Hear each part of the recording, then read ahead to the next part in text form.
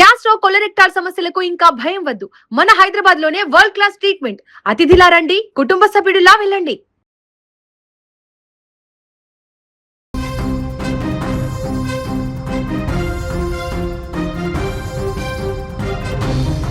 ఒక పడవ 100 మంది పైగా ప్రయాణికులు సరస్సు మధ్యలోకి వెళ్లేసరికి ఒక్కసారిగా తలకిందులై పడిపోయింది.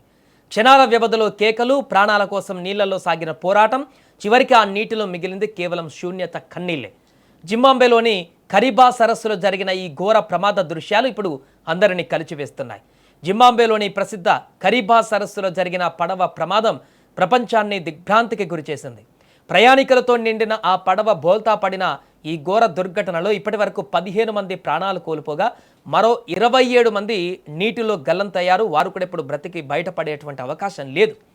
అయితే ప్రమాదానికి పడవ సిబ్బంది నిర్లక్ష్యమే కారణంగా స్పష్టంగా తెలుస్తుంది. ఆ పడవ అసలు సామర్థ్యం కేవలం 90 మంది మాత్రమే. కానీ నిబంధనలు గాల్లోకి వదిలేసిన నిర్వాహకులు డబ్బుల సంపాదన ధ్యేయంగా ఏకంగా 114 మంది ప్రయాణికులు, 5గురు సిబ్బందితో కలిపి మొత్తం 119 మందిని ఆ పడవలో ఎక్కించారు. దీనికి తోడు టికెట్లు తీసుకొని చిన్నారులు కూడా తీసుకున్నటువంటి అందులో ఉన్నట్లు తెలుస్తుంది. కేవలం 90 మంది పట్టేటువంటి చోట 120 మందికి పైగా ఎక్కడంతో ఈ యొక్క పెను విషాదానికి కారణంగా తెలుస్తుంది. ఇక ప్రమాదం జరిగిన క్షణం నుంచి కరీబా సరస్సు ప్రాంతం రోదనలతో దద్దరిల్లిపోతుంది. సమాచారం అందుకున్న వెంటనే రెస్క్యూ బృందాలు రంగంలోకి దిగాయి.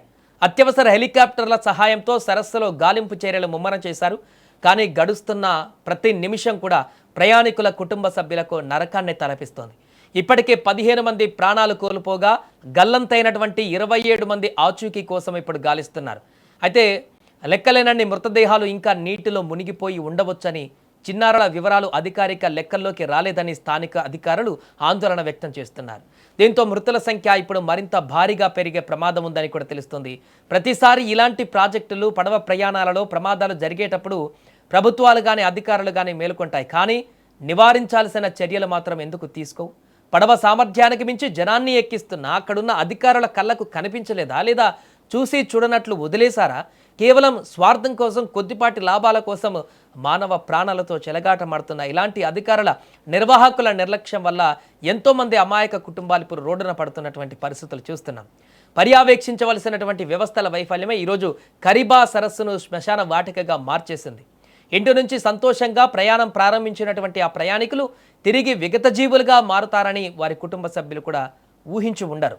నిర్లక్ష్యం తాలూకు మూల్యం ఎంత భారంగా ఉంటుందో ఈ ఘటన మరొకసారి నిరూపించింది. కరీబా సరస్సులో ప్రాణాలు కోల్పోయిన వారి కుటుంబ సభ్యుల రోదనలు కరీబా సరస్సు ఒడ్డున ఇప్పుడు వారి యొక్క ఆవేదన, విషాద ఛాయలను అలుముకునేలా చేసింది. ప్రస్తుతానికైతే ఆ వీడియో వైరల్గా మారింది. అక్కడ సెర్చ్ ఆపరేషన్ కొనసాగుతుంది. పడవ మొత్తం కూడా నీటిలో మునిగి అందులో ఉన్నటువంటి ప్రయాణికులు ఆల్మోస్ట్ 120 మందికి పైగా ప్రయాణికులు ఉంటే దాంట్లో ఇప్పటివరకు బయటపడినటువంటి మృతుల సంఖ్య 15 మాత్రమే. కానీ ఇంకా అనేక మంది ఆ యొక్క సరస్సులోని చనిపోయి ఉంటారు. ఎందుకంటే ఇంతసేపు ఆ ఘటన జరిగి కొన్ని గంటలైంది, రోజు గడుస్తుంది. అక్కడ బయటకు వచ్చినటువంటి ప్రయాణికులు కాకుండా మిగిలిన వారంతా కూడా ఎక్కడికి వెళ్ళిపోయారు? ఆ సరస్సులో ఇంకా ఎక్కడా కూడా వారు తరదాచుకునేటువంటి పరిస్థితి లేదు. వారు అట్టడుగున ఆ సరస్సులో మునిగిపోయారా, అందులో కూరుకుపోయారా అనేటువంటి ఒక ఆందోళన అయితే వ్యక్తమవుతుంది. ఇప్పుడు రెస్క్యూ ఆపరేషన్లో వారి ఆ సరస్సులో మునిగిపోయినటువంటి వారందరినీ కూడా, గల్లంతైనటువంటి వారందరినీ కూడా 20 మందికి పైగా ఉన్నారు.